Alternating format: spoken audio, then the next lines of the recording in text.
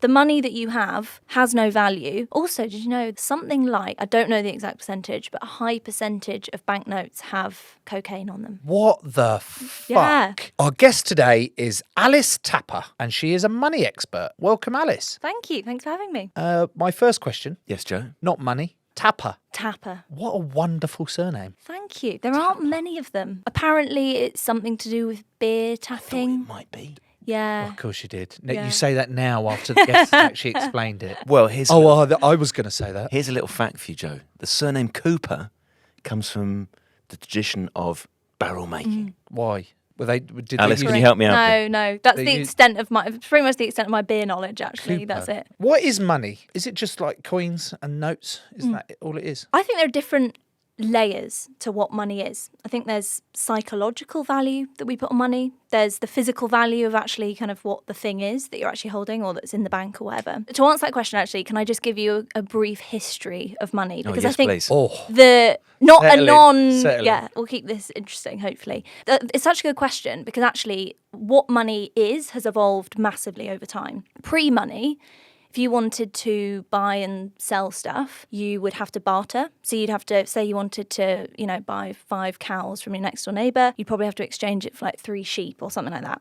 Obviously, that came with some limitations. Cows with a better deal, I think. Yeah, They're bigger than sheep, and that's more the thing. How do you know what's a fair thing? What if you're trying to buy some barley and it's not barley season, but you've got, it's a nightmare. And it created lots of problems with complex kind of IOUs and everything, got very confusing. So then people started thinking, okay, well, maybe we need to have physical objects which actually represent something of value. And so across history and in different parts of the world, those physical objects, loads of different examples. Cowrie shells was one. So actually sort of shells from a beach, essentially, that formed that formed a kind of basic currency or coin. There's also been shark's teeth is quite a good one. I prefer them. Yeah, it's I'd quite rather Sharks have. don't, though. What do you mean? Well, it's quite Yeah, bad the for the sharks sharks, don't love isn't it. it? Yeah. Fuck. Loads of different physical tokens. Massive problems with that. If you're going down to Pret and you give them some cowrie shells, obviously it's going to be like, what are you doing? So they don't could have got accept them them from anywhere. anymore. So sadly, Right. no longer accept cowrie shells. And so then people started thinking, oh, hold on, maybe we need something that's actually of intrinsic value. So that basically means that it's of value itself, and that usually means it's a scarce thing. Started using silver, gold to make coins, and they'd mint them. Great thing about coins is that they're divisible. So gold is that it's divisible. So you can make smaller coins that are worth a bit less than a bigger coin. And whereas you couldn't do that with shark's teeth and cowrie shells and things like that.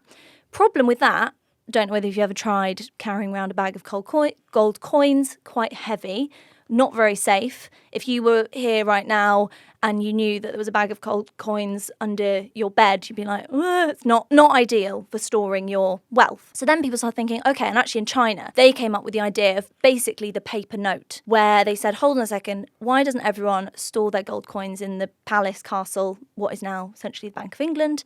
And instead we'll issue notes, and whenever you want, you can give those notes over and we'll give you the gold coins. That worked pretty well. And actually up until 1931, we had something called the gold standard, which basically meant you could go and do that. So you could literally take your banknotes into the Bank of England and they would give you your gold. Now, they did stop that. They stopped the gold standard in 1931. And this is the bit that I find really weird. We have fiat currency, which essentially is valueless. The money that you have has no value.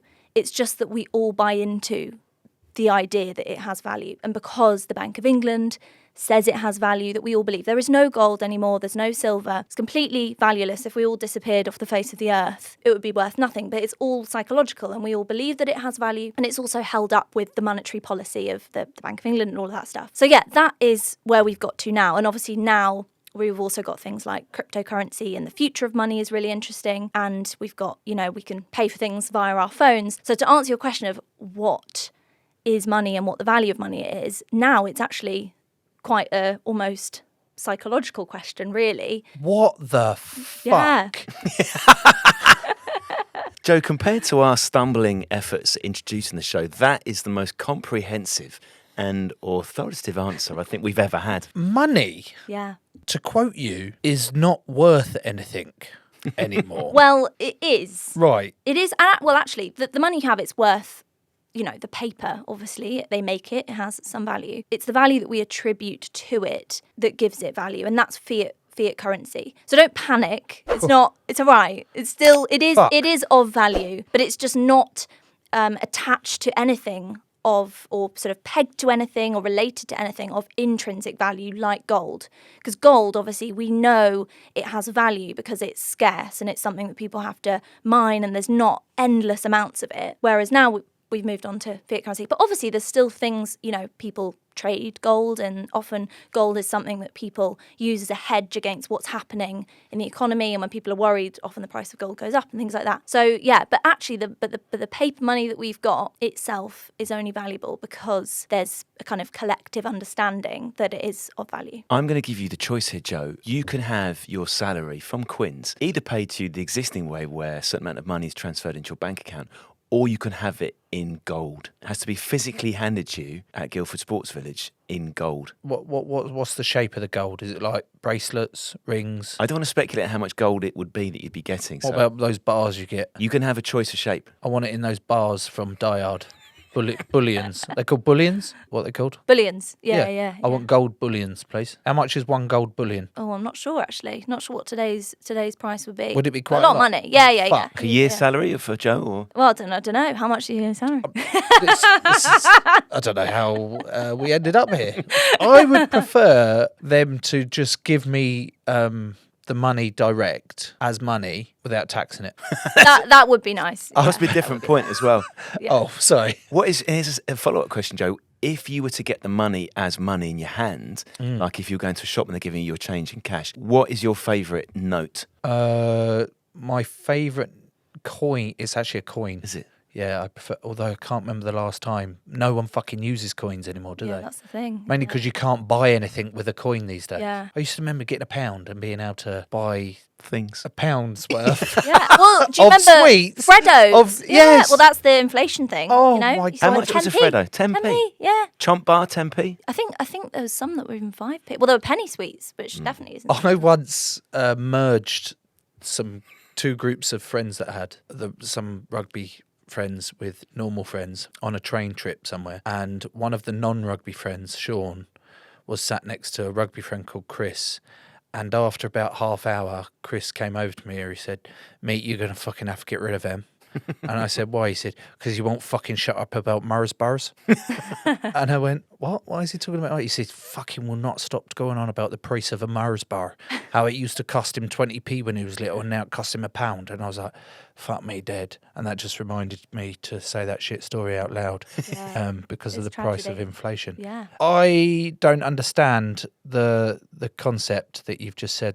Money isn't, it's a psychological tool now. We've all decided to buy into it. What if we turned around and said, well, we're not buying into it? That's a good question. And well, I think it would be very difficult for that to happen because we've got things like the Bank of England, and the whole point of that is to create structure and control around money. And they do things like, change the interest rates, which we've, recently seen as a response to inflation, and they try and kind of control money. So it's unlikely that would happen. But there are, for example, actually, just to go back to the examples I was using of different forms of money, in really unstable economies, like in South Sudan, where they've had lots of civil war, cows are still a form of currency because it's much more reliable and you can trust it. And similarly with Afghanistan recently, it causes, when that happens, it causes huge amounts of instability in the economy, and then people do start losing faith, and also you get hyperinflation and all this stuff. So yeah. Joe, there was a period of hyperinflation in Zimbabwe. Yes. And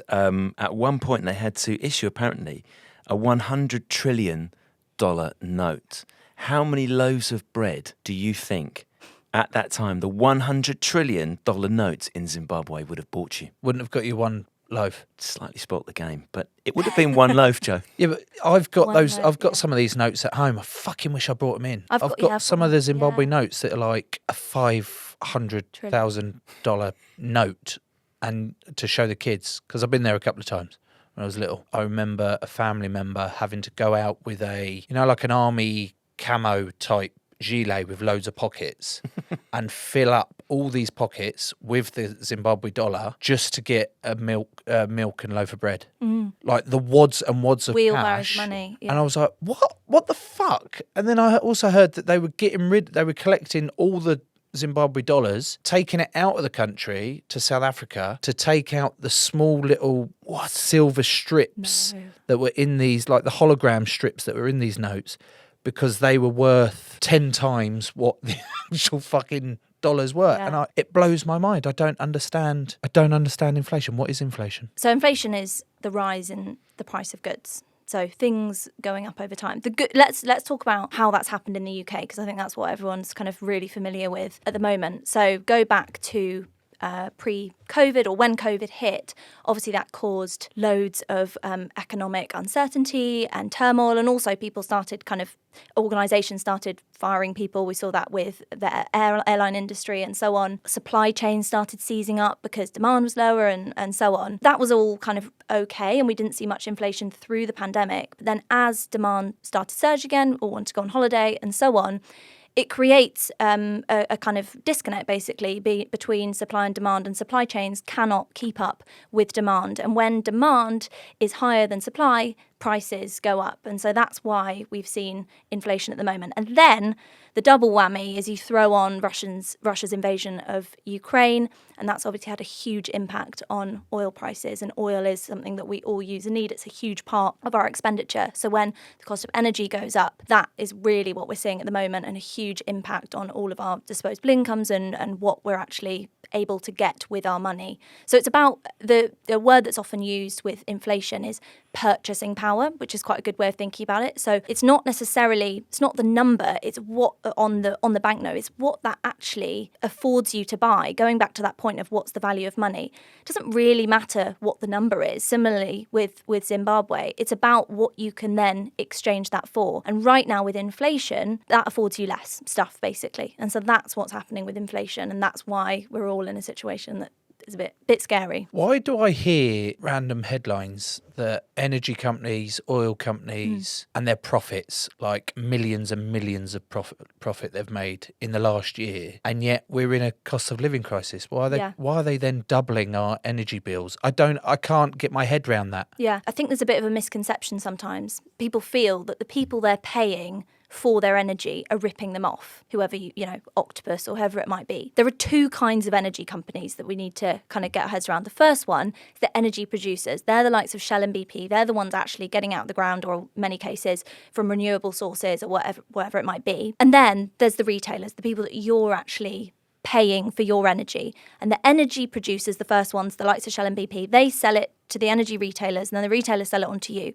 It's the energy producers, the first ones, they're the ones that are making the huge profits. They're the ones that have benefited basically from Russia's invasion of Ukraine. And they also make a lot of money through energy trading, and they do very well out of volatility. The prices go up and down a lot. They can make a lot of money energy trading. They then sell it on to the energy retailer, the people that you'll pay your utility bills to and so on. Those guys actually, they're not the ones making all the money. They're not the ones coining it. In fact, many of them have gone under. You may have about 6 months ago, lots of them were kind of having to take over and things like that. They operate on tiny margins. So the difference between what they buy their energy for and what they sell it to you is very, very small. So they're not the ones making all the money. It's the big guys at the production end of things that do very well out of all of this volatility. Are you, Joe, with the apocalypse coming of heating bills, how are you going to play it this winter? Are you going to say today's, we're not having the heating on until December. Are you going to put the heating on regardless, or are you going to invest in some warmer jumpers? This is a tough one for us because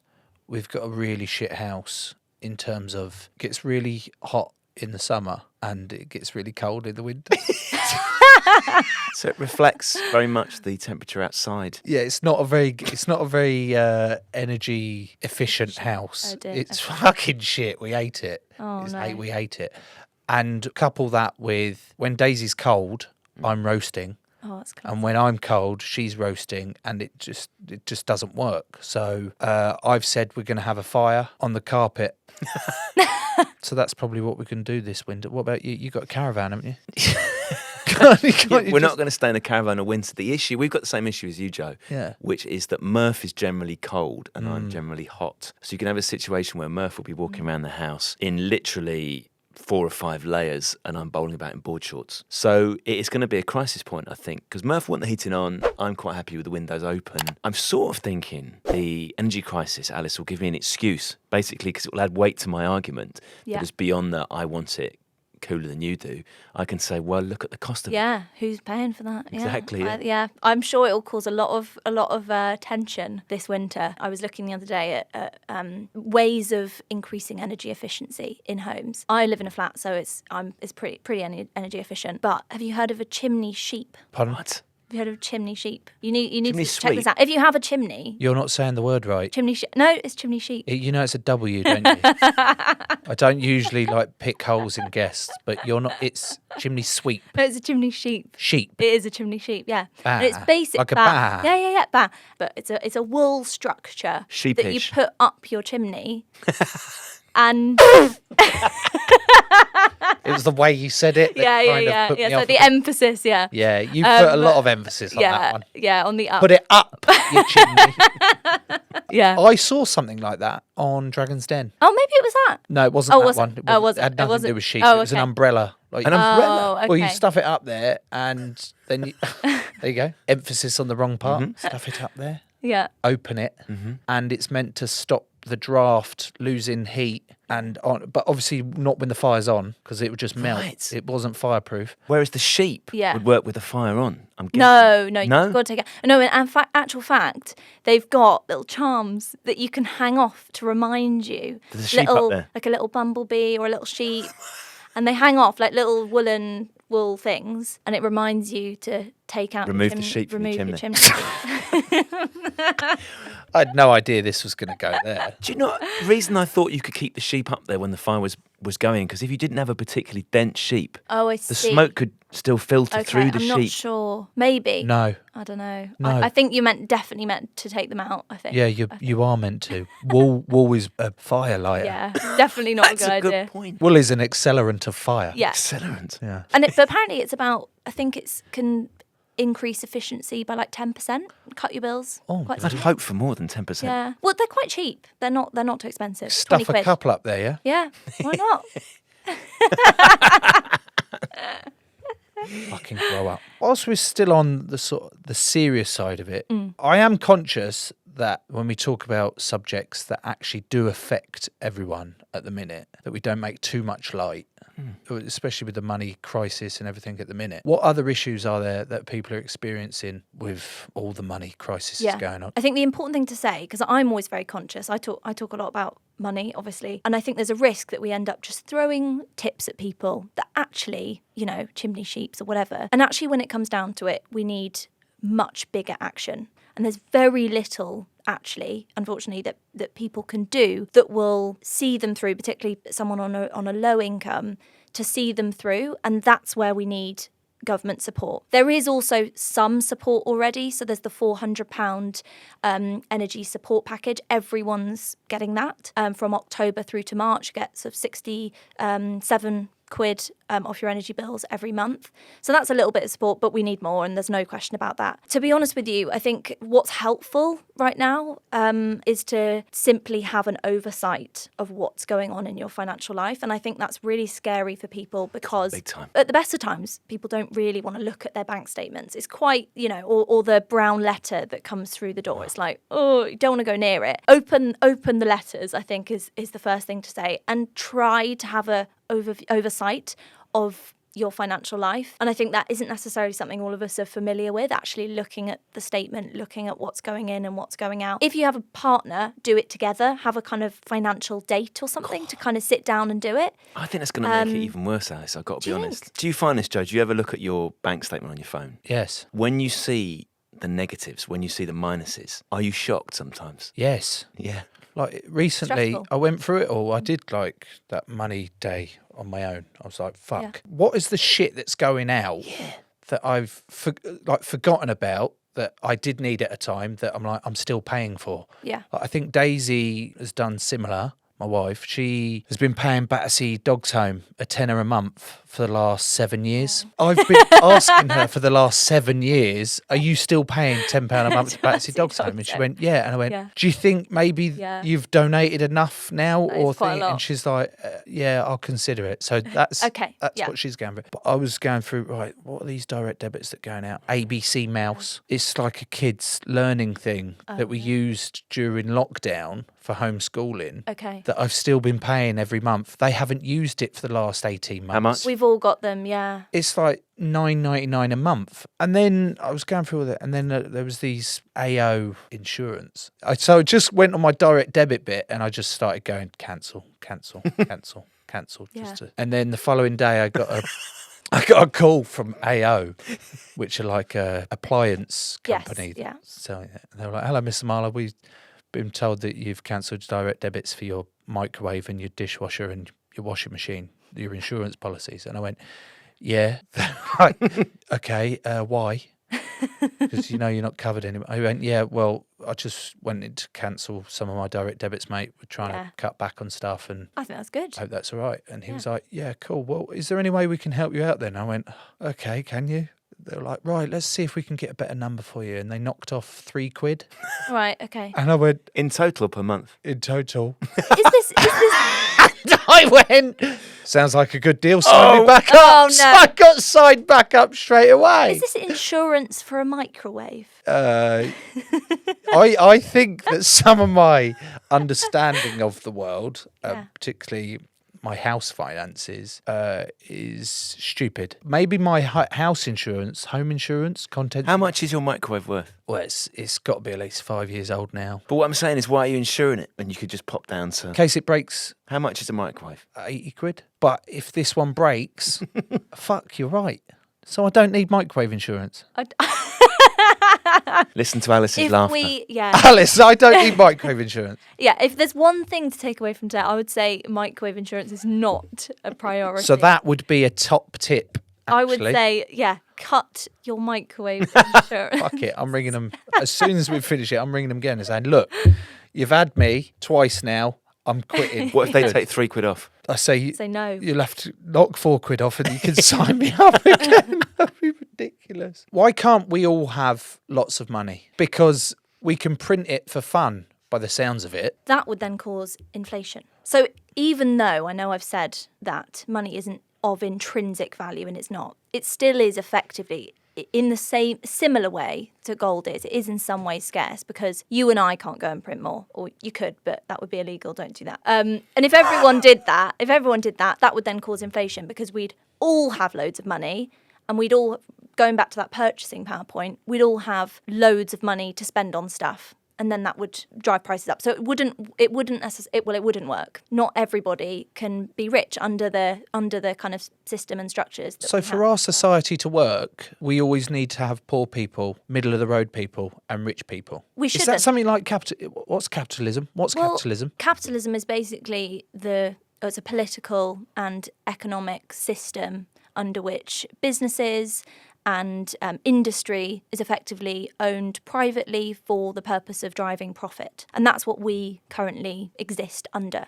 And under capitalism, it does work in such a way that wealth is, it's kind of like a triangle, basically. You've got, reverse. You've got more money at the top, essentially, and you've got people who are able to make profit, and that's when questions of should that profit be redistributed, and obviously there is an effort to do that with a government, and then that gets into a whole political question of how tax money should basically be distributed to make things fairer. Instead of a triangle of capitalism. You just which shape triangle? Because you started off with the point. Well, I thought it was a normal triangle. Normal. So you're saying a big base of people who haven't got much money up to an apex. Yeah. But then you said, hang on, reverse. Well, it depends whether you're thinking about whether it's more money or more people. So it just depends how you're doing the triangle. But yeah. Okay, we do a normal triangle. Why can't uneven distribution? Basically. Why can't we just have a line where everyone has the same? What would that do? What's that called? That's socialism. Or you can have, I guess, communism is where industry and trade is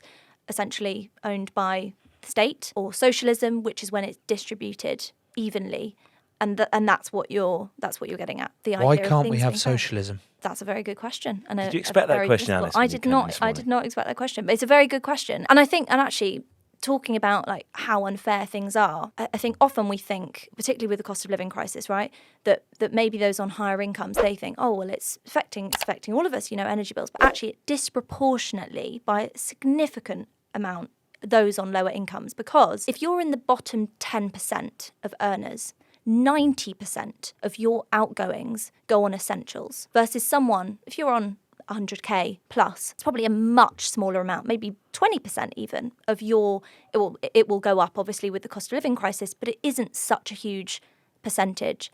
And so that's where there's inequality essentially, and where the cost of living crisis will impact those on lower incomes the most. And there's a term called the poverty premium, which is basically that it's expensive to be poor. And it's so true. And we see this with the energy crisis as well. If you've heard of prepayment meters. Yeah. So if you're on a where you go income, get tenner on your right, lecky exactly. key and you put it in and it goes out. Exactly. And then even if it goes out, you press emergency button, you get an extra £5. It's technically not an extra £5 because it's a £5 debt. Because by the time you go put a tenner on, you only get a £5 back. Yeah, right? Yeah. And that's that energy is more expensive. It's more expensive to have a prepayment meter. Yet it's typically those on lower incomes, people with poor credit scores, that end up on prepayment meters. And over the cost of living crisis, it's probably the case that people, because they won't be able to afford their direct debits, or they may default on them, or what have you, may actually be switched over to prepayment meters, which are more expensive. So it's a mess essentially. The way in which our financial system operates, unfortunately, it's once you're in a cycle of poverty, it's very difficult to get out because it is so much more expensive to be poor. And here's another way of looking at it. So the richest people in the world, see if you can guess. You'll probably be able to guess 2 of the top 3 richest people in the world. Kylie Jenner. Incorrect. Kendall. On the way up. Putin. Think of individuals. Elon Musk. Yeah, Elon Musk, the South African guy who invented Tesla and then backed out on buying Twitter. Do you know how much money Musk had last time they did a rough estimation? We're talking billions. How many billions? Billions? How many billions has Musk got? Like 10. He's got 10 billion in the bank. According to Forbes, Joe, Elon Musk has $254 billion. 254 billion. Why has one man got that much money? Here's another one. So Jeff Bezos, I never know which one it is. Amazon. He apparently has, at this point, $165 billion. To put that into context, the man who owns Amazon, he could literally buy the Amazon rainforest and protect it for humankind forever. That's how much money he's got. He could buy the whole Amazon rainforest. I'm actually waiting for that bloke to send me some sort of gift or message thanking me. For Amazon Prime. Because I would like to reward myself with the fact that I've kept his company afloat. I bought 9 paddling pools during lockdown. 9? 9 paddling pools. Right, just talk us through these 9 paddling pools. There was a pirate one. Then we had a dinosaur-like pond bit. What happened to the other one? What do you mean, what happened to it? I'm just imagining a garden with 9 paddling pools. Yes, that's what it was. Oh, that is? Yes, That's amazing. Great. That didn't break, and then I bought a new one. Oh, right, okay. I bought 9. Hang on, Okay. number 1 paddling pool was the pirate one. Yeah. Now, what was number 2? The dino Dinosaur. like land. It had like palm trees and separate blow up dinosaurs that you Did could it? just like Amazing. jump in there. Lob in. Number 3? Uh, Writing these down. we had just a basic circle one with crabs on the side. Standard crab circle. Standard like 3-layered one. Then we had a star shaped one, yellow. That was a nice thick Interact one, like good quality. Lasting. Then we had like a mini one for the babies. They had like a mushroom where it was shaded, so it had a roof. So the mushroom was the roof. Inflatable mushroom. An inflatable mushroom paddling pool. I got a sport themed one Good. that had a little basketball hoop that blew That up, is good. Oh, I've and a seen those, small yeah. slide, tiny little slide in it. That was quite popular. Could you fit on the slide? No, I didn't actually. I don't like cold water that much. Just a number 6. You didn't even use the swimming pool. No, I didn't use it. The paddling pools. No, I didn't use it. Oh, okay. And 7. I also bought inflatable slide. If you've got a swimming pool, it's like Have you got a swimming it's pool? massive, like a big inflatable, really thick slide that you put on the edge. It hooks on the edge, and Okay. it's a slide into your swimming pool. We haven't got a swimming pool. So where did it go? It just went on the grass. Oh, okay. Why not stick it in one of the 6 paddling pools? It was too big. Okay. And we just put some water and fairy liquid on it so it was a slide, but then they turned it up over the other way and used it as like a rocking chair. So much fun on that one. And I also bought a roll of black Sliding material. Like tarpaulin, because it's that slight gradient, the garden, and we did all that. Got it all ready, got the water on it, put some fairy liquid on it, and it was a fucking roasting hot day. Like, fucking roasting hot. And I was like, right, I'm going to do it, test it out for the first time. Went down it, halfway down, I'm in agony. Honestly, it's one of the worst feelings I've had when it comes to burns. So it burned I was you? in agony. It was black tarpaulin, but it all, plus the friction of it all, really bad. And rather than advising the kids to not go down it, I was just fucking them off down all day. It was just brilliant. They were just, come on, it will only hurt for a second. It's more fun than it is. I filled them all up. Yeah. During lockdown, lovely weather, in the hope the kids would have loads of fun. The water was too cold. Was it? So you bought? Did So you they buy 9 in one go, or did you? It buy... was like over a week, because Okay. it would be a delivery. Days would be like, oh fucking hell, there's another delivery. Oh my god, hello Steve, the delivery man, because the kids hated the cold water, and but I think about 2 weeks later, I bought a hot tub. Did you? Yeah. From Amazon? Nice. No, not from Amazon this time. So probably ended up wasting that money when I should have just got, they didn't actually use any of the paddling pools. I had to start using them myself to justify Demonstrate and, buying I see. why I bought them.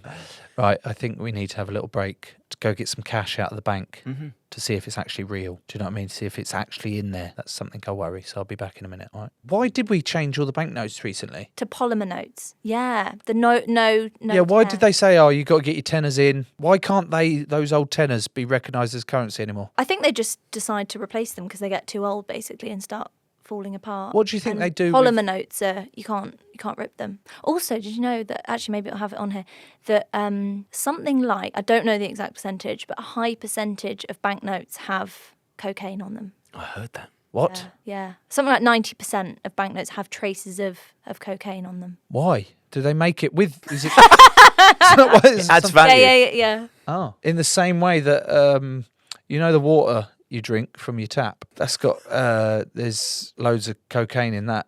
Is there? Yeah, and they say it's in the south. There's more cocaine in it from Thursday to Sunday.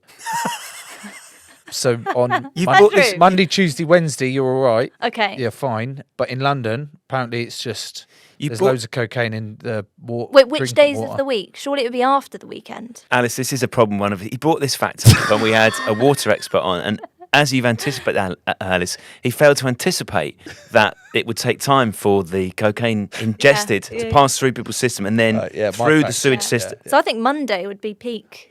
Day, probably. Earliest. Yeah. Moral of the story is filter your water.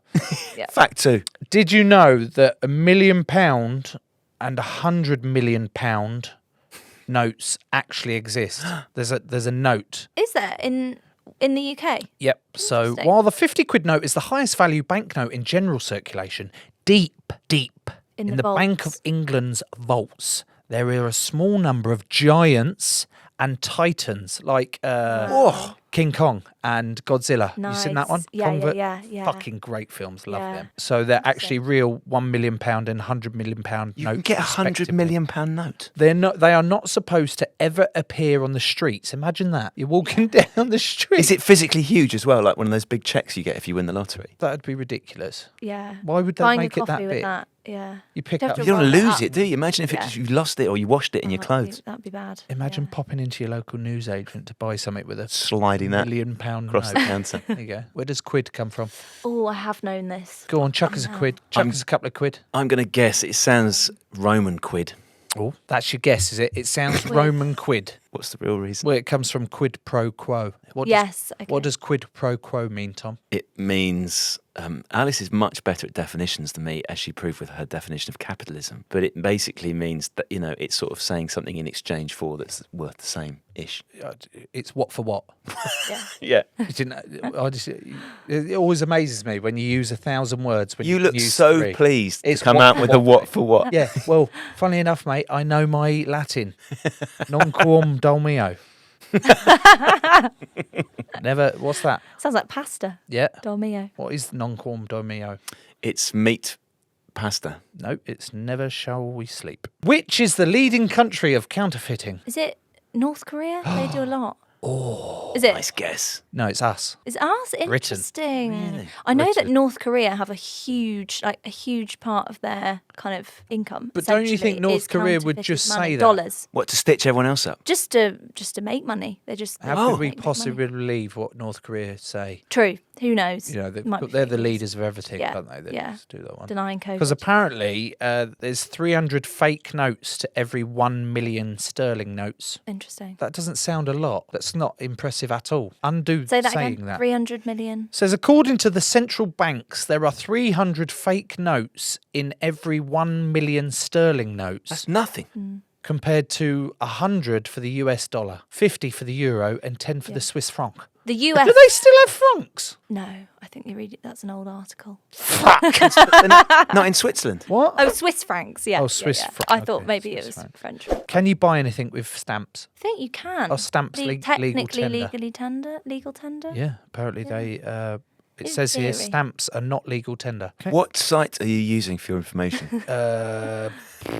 Is it illegal to burn money?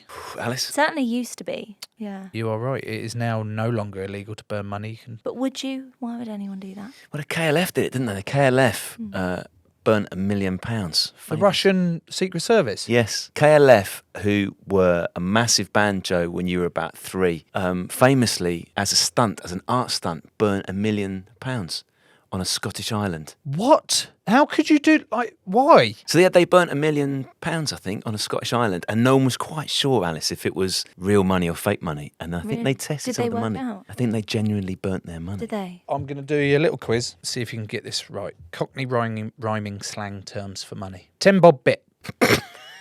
Bob bit. 10 bob bit. What are we saying? What it is? Here, Gil, chuck us that 10 bob bit.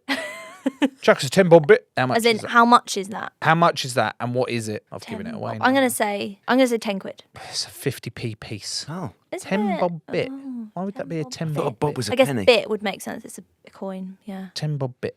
Okay, Chuck us a apple core. Apple Core score 20. Nice. Oh, very good. How about that Lord of the Manor? Chuck us the Lord of the Manor. What? Lord of the Manor. Lord of the Manor equals Tanner. Oh, a tenner. Tenner. No, yeah. sixpence. Oh. I was like, that's a loose rhyme, but yeah. What about? Nah, mate. Yeah. Nah, mate. That'll cost you a carpet. Carpet. What would that rhyme with? Carpet fitter. What would that be? Oh yeah. What rhymes with fitter then? Carpet roll. Carpet tile. What do you mean? That's not a term of money. Five. No. Chuck us a carpet. That'll cost you a carpet. You fuck. 50 quid. 300. It's a random amount. Well, it's specific to car dealing, actually. Oh. What's the carpet? There is no carpet bit in that. Oh, I guess it's because there's car in carpet. Oh, did you say carpet? Yeah. Oh, I Thought you thought meant- yeah. carpet, as in Like flooring. on the floor. You know, I said carpet. Is carpet. Yeah. In car, is in car pit. Pit. Okay. Not one no, word. no, carpet. What are you saying? We're saying carpet like Carpet, flooring. like the floor, on the floor. Yes. It is like that. Yeah, what did you think I was saying? Did I say it wrong? It made it sound like you were talking about a pit that was related to a car. because you said it was to do with the car dealing. Yes, it says carpet equals 300 quid in car dealing. Oh. Why have I confused you with that? Move on to the next one. Okay, chuck us an archer. Jeffrey Archer. Archer. Archer's bow. Archer. Oh. Not doing very well here, Alice. Joe, No, we're what's not. the answer? I just. Two grand. Why is it £2,000? I don't know. That's a terrible quiz. What's a Nigel Ben then? Tenner. Yeah, exactly. Is it? That's what I mean. Nigel Ben 10. Coppers are not made of copper. Is this rhyming slang or a fact? Non-copper coins are made of copper. Did So you know not that? rhyming slang. So 2p piece made of copper, not made of copper. Get your head around that. Pound Yeah. made of copper, But not the colour copper. but not copper coloured. No. You know, and copper. They're just messing with you, aren't they? That is mental, isn't it? Yeah. The M11 has an exit, but not an entry on junction 5. What's that got to do with money? It prevents would-be thieves from escaping. What's at junction 5? It's because, Tom, Yeah. it is very close. That Junction 5 is very close to the Delarue currency factory. Where they make, Actually, Why couldn't they take a different road to escape? there's only one road in. What, only the M11? Yeah, and there's only one road out. So how do you ever get out? You don't. You don't, mate. What if you go there to deliver sandwiches? They don't eat sandwiches there, mate. They eat those chocolate coins. How do you go home at the end of a day's work? Are they like Oompa Loompas? They live in the factory. I don't have those facts. Why don't we just all have the same currency? Wouldn't that make things a lot easier? I could call up Sarah in Quebec and say to her, change in those quetzals and we'll just deal in pounds because I want to buy your goat off you and I've got a £10 and I don't know the exchange rate. It would be a lot easier if you just knew what £10 was and £10 was in that country. Yeah, and that was the thinking right behind the euro and people joining the euro because it's like, oh, it's so much easier. It makes trade much easier. Don't have an exchange rate. And also it means this is kind of pro and con, but it means you're kind of almost connected economically in a way. And so that's a kind of con of it and a pro in some ways. But basically countries haven't developed economically in that way. So countries have, as you've seen, loads of different currencies. And that's kind of the way it is. Maybe countries will eventually join the euro, maybe some will leave. Who knows? What about cashless? I'm interested in this. My brother-in-law, for the last couple of years, has been going on at me about cryptocurrency. And he's like, mate, you've got to get into this. And I'm like, what? It's not real. Like, it's not real. Just rewinding back to what you said at the start, money's not real anyway. Yeah. So why now I'm arguing with myself. He's like, well, it's not real anyway. That's fiat, non-fiat. Is it non-fiat money or what do we call it? Fiat and what? Commodity money is the idea of it being tied to it. Crypto is decentralized. We'll get onto that in a second, but cash, just on the cashless point, 95% of transactions now happen digitally. So it's all happening. It's all happening digitally anyway. Crypto is an extension of that. It actually is finite, as we call it, or Bitcoin certainly is. I think it's about 21 million Bitcoins that actually exist. I mean, exist obviously in a digital sense and in a kind of encrypted sense, but they do exist, which gives it scarcity, and scarcity is what drives value. So technically speaking, actually, it works and that's why some people have said it's kind of digital gold in some ways, because in the same way that like we know that there's only so much gold, the same can be said for something like Bitcoin, and that's technically what gives it value. But obviously it hasn't been established, and the moment we'll know that Bitcoin is the future is when it starts being kind of regulated and central banks start wanting kind of involvement in it, and that's when it would be kind of established as a currency. But right now there isn't that. Will it be regulated? Do you think Who knows? banks and I'm will not get crypto involved expert, in that? but potentially. I think we don't know, and the problem is there's so much speculation around crypto, and it's so volatile, and lots of people are just kind of investing and buying it purely in the hope that it will go up eventually, and it's not necessarily being used with there's no kind of utility behind it at the moment. That being said, there is utility or usefulness, I guess, in the technology behind it. So blockchain is the technology underpinning cryptocurrency. There are loads of really interesting use cases around that, around sort of supply chain transparency, all sorts of stuff. So there is definitely value in the technology, but I think it remains to be seen as to whether it's all a bit of a hype or whether it is indeed kind of the future. But certainly, to your point around internationally and having all these different currencies, certainly really useful for that. And actually in countries who are suffering with kind of hyperinflation, stable coins, these are coins that digital coins that aren't volatile like Bitcoin, that's actually really useful because they can be pegged to things like, you know, the US dollar and things like that. And it's a way for people to make sure their money is safe and they maintain their purchasing power that we were talking about earlier. So there definitely is a future in crypto, but I don't know exactly what that is, and I don't think anyone does. So if Joe shouldn't, or should maybe hold off, Alice, on investing in cryptocurrency, if Joe was to take all he has in pound sterling and switch it for another currency, what would be the best long-term bet for Joe? Well, dollar is the favourite.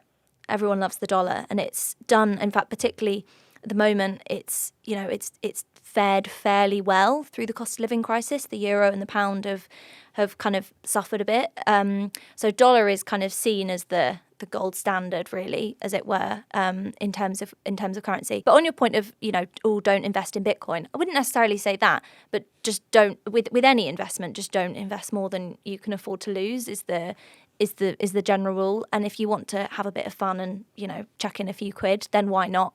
That's fine, but don't put your life savings in crypto. I hear quite a lot in the press about celebrities getting done with tax issues because of all these offshore bank accounts that they chuck in. I was like, I don't understand why are they getting in trouble for chucking their money in the, where is it, the Seychelles? Is that something? Yeah. St. Lucia? Why am I going with the British Virgin Islands is it? British Virgin Islands. Yeah. How do they work? Like, what's the crack there? So basically, it's a technically legal way of cleverly avoiding tax by basically avoiding the tax that you would have to pay in the UK by keeping it somewhere else. It's a grey area. There's tax evasion and there's tax avoidance, and it's the difference between the two is grey, and it's difficult sometimes to know kind of what's legal and what's not. And so I think that's where some celebrities have got into difficulty. And there's also a question with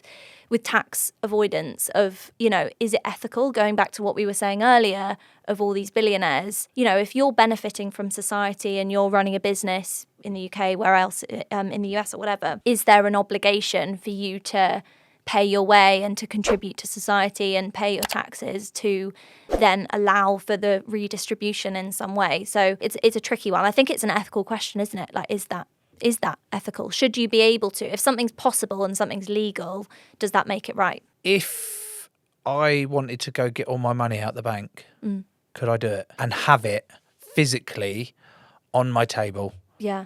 Each like that. Excuse me, Mr. Bank, because I remember going to get out some cash. I think it was like a couple of grand cash that I had to pay a builder. When I did, the bank manager was like, "What's this for then?" And I went, "Well, it's none of your business. Yeah. It's my money. Can I just have my money out the bank, please?" Yeah. And he was like, all these questions. I was like, what? When I thought about it, I thought maybe he's looking out for me. Maybe he thinks that someone's like around the corner with a gun and I'm going out thinking maybe he's doing all that. But it just seemed like he was just being really nosy. Yeah. But I said, I'll give that. And there was all these questions. But what if I went in there and actually said, can I have all my money out? Is that doable? In theory, yes. You will get questions, and there's a couple of reasons. Number one is fraud. I think he probably was also looking out for you and making sure that you weren't kind of in some scam promised by a Nigerian prince via Always email. the Nigerian prince via exactly. email, okay? Yeah, exactly. And that there isn't something dodgy going on there, or that you've been catfished and met supposedly the love of your life that's not, and they're after your money. You know so much about me. Yeah, well, busted. So that's one thing. They'll be kind of checking for fraud. There's anti-money laundering regulations, making sure that you're not doing anything dodgy with the money and you're not kind of cleaning money and what have you, and you're not involved in black markets of some kind. But in theory, if you wanted to keep all your money in cash, and actually older generations, I remember my grandma, she felt safe having money in kind of biscuit tins and things like that. And I think that's quite a common thing, and lack of trust for financial institutions and so on. So in theory, if you wanted to, yes, the big problem is that it's not protected. And so if your house burnt down, something awful happened. Whereas if it's in the bank up to a certain amount, you're protected by the Financial Services Compensation Scheme. Do check which bank account you have and whether it is covered. Some of the kind of e-money crypto investment accounts aren't covered by that, so it's worth just checking. But that's the benefit of having your money in the bank. But if everyone went to do that at the same time, that's called a bank run. And that isn't great, because often the amount that a bank actually has might not be enough to then give out everyone, to actually make sure that everyone can get their money out. And so we saw that with Northern Rock back in 2008 when the whole financial crisis happened, and people were kind of going to Northern Rock trying to get all of their money out. And that's a worrying situation to be in. How close when that happened? Because I remember that, and it was quite frightening because you do all this stuff in your history lessons at school about the bank runs in the Weimar Republic in Germany between the wars, exactly. and how it catastrophically derailed that society.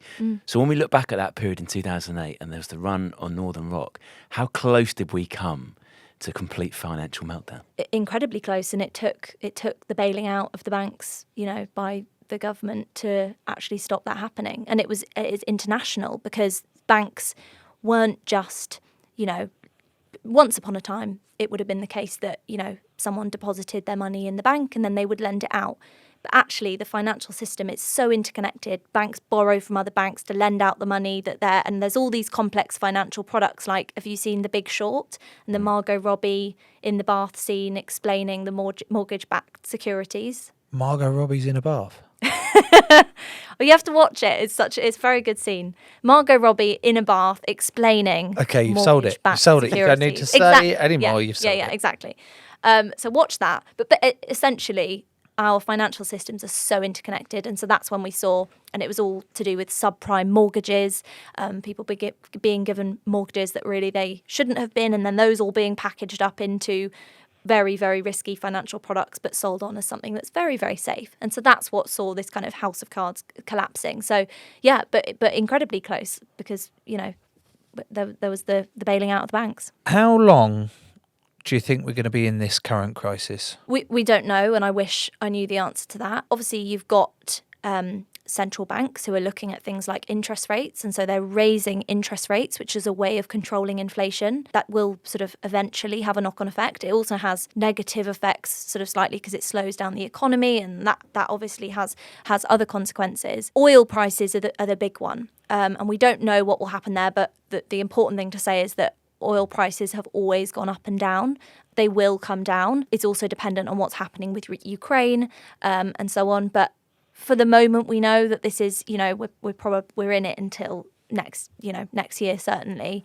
Beyond that, we don't know. But it will get better. It will get better eventually. And I know that's not a very reassuring answer, but it's kind of a wait and see game, which is why it's so important that we have politicians that are actually, doing important stuff. And the previous Chancellor, Rishi Sunak, it was a pretty decent package, the last one we saw, the £400 package. But the problem is now the energy price cap is now up 80%. It's way higher than he originally thought when he put the package in.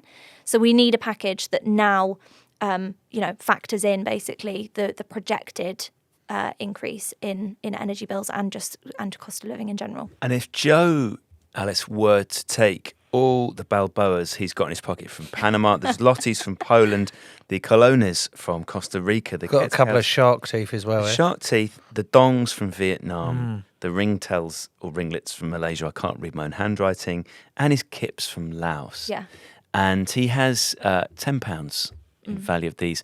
What would he best be investing his £10 in to see him to a brighter future? I'd say, firstly, the question I'd ask you is, should you be investing? Before you think about investing, you need to be thinking about, firstly, building financial security in the form of an emergency fund, basically running away money, if something, or broken boiler money or whatever it might be. That's your kind of priority. People say around sort of 3 to 6 months worth of living expenses is a good shout. Also, paying off expensive debt comes before you think about investing. There's no point in investing if you're still paying stupid percent APR on your credit card or a loan or whatever. So then thinking about debt, and then start thinking about investing. Meanwhile, there is one way that everyone should be investing, and that's through your pension. And a pension is a really, really effective way of saving for your future. And most people don't realise that if you have a pension, you are an investor. It's invested in funds for you, so that when you are, however old you are, when you retire, which is increasingly far away, then you're protected and you've got money for your financial future. So thinking about pensions, if you have absolutely no idea about pensions at all, it's something that your employer should be providing you with. So speak to them, find out who your pension provider is, do some digging into making the most of it, maximising your contributions. It's literally free money. So it's an absolute no-brainer. And then after that, if you're really lucky and you've got extra money, you've sorted out your pension, then you can start thinking about making the most of your ISAs, which are basically tax-free investment accounts, and investing in funds. Some people also choose to kind of invest in specific companies. companies. But over time, what's shown to be the most kind of secure and also reliable investment is investing in funds. So those essentially diversified investments. You're investing lots of little pieces of money in lots of different companies and assets. And that's shown to be the most kind of secure and reliable way to grow your money over the long term. You're going to spend your £10 in the cafe on the corner, aren't you now, Joe? I ain't investing shit. Last time I invested it, fucking Kit Man told me to invest in a Lenny Gas and Oil company. Oh, no. To which I did. Yeah. I went, okay, gave me a load of information on it. I said, oh, this looks legit. This looks fine. The Kit Man. And then, so it was like a few months had gone by, I'd invested in my £10, for example, and it'd gone up, gone up. And then by Christmas, it had doubled. I was like, fucking hell. Was it crypto? Reg. No, it was Lenny Gas and Oil. Right, okay. It was a Venezuelan oil company. Right, okay. And I said, Reg, double my money. Brilliant. He went, no, keep it in. Classic. We're going to have a £1 party. I went, what? When the share price hits £1, we'll have a £1 party. I went, cool. And he was like, any like decent spots in London for... I can't believe I'm saying this. I went, no, I don't actually, mate. He was like, oh, okay, well, we'll sort that out when we hit the £1 party. I went, okay. And it started going up a bit more, and I was like, fucking hell, this is going to happen. And then it started going down. Oh, no. And then down. And when was this? Down a lot, back in 2015. Right, okay. Because the week... It started going down quite a bit. I went, oh, God, it's going down, Reg. Don't worry, it's going up. I've been to the board meetings. They're saying we're getting some BPD, boils, barrels, back to barrels, coppers per day or something. He says, keep in it, keep the faith. And it was the night before the opening game of the World Cup. Okay. In England. Against Fiji. And we, the 31-man squad, all got an email from the Kit Man saying, hi guys, hope you're having a good evening. Just want to let you know about this investment opportunity in Lenny Gas and Oil. It's a great opportunity to get involved. Let's get in the mixer. To which we were all like, fuck. I was a bit like, hang on a minute. I thought I was the only one in the know of this fucking amazing company. And now he's opened it up to the rest of the group. And he's opened it up and I was like, fuck. And then it actually was a sign of things to come really at that World Cup. We then started ploughing shitloads of money into this company. And it started going up. Yeah. It was, it was really good. Can you just write down on a bit of paper? I'm not going to say it loud. Just write that down so me and Alice can see how much you invested in it. That was mine. Alice, have a look at that. Right. I've very thingy. Yeah. I've still got my shares in that company. And funnily enough, I didn't take them out. So write down what they're worth now. They're now worth... Just that? Yeah, from that. Alice, I'm terrible at maths. In percentage terms, can you give us what's happened to Joe's investment there? What is that? 2%.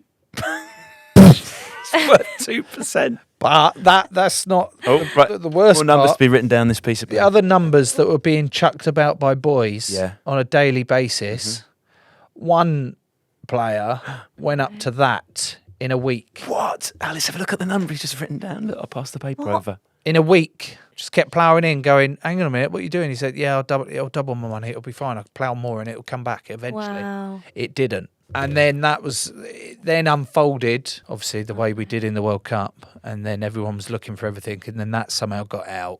And that was a big 2-page spread of, the Kit Man sent this out to the squad from his RFU email and all that lot. So it didn't go, and it was just another add-on to the shit show that was that fucking World Cup. But I'd like to say that I'm still waiting for that 2% to go back up in Venezuela. Because is there... hang on in there. I should... Hence why... I'm no longer investing shit. Maybe I'll take advice off of... But have a pension. Where would I get one of them then? You've not got a pension. Well, you're self-employed, so I'm assuming, Am I? Are you?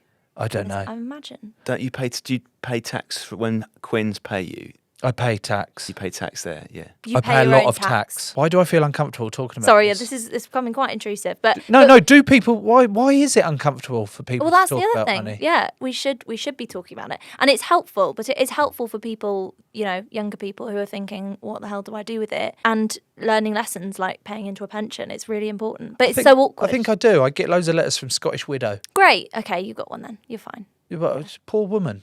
Do you know what I mean?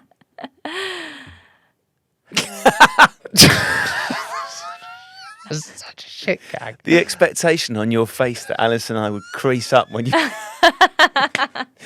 That's compared to reality. Pathetic. That's a really good one.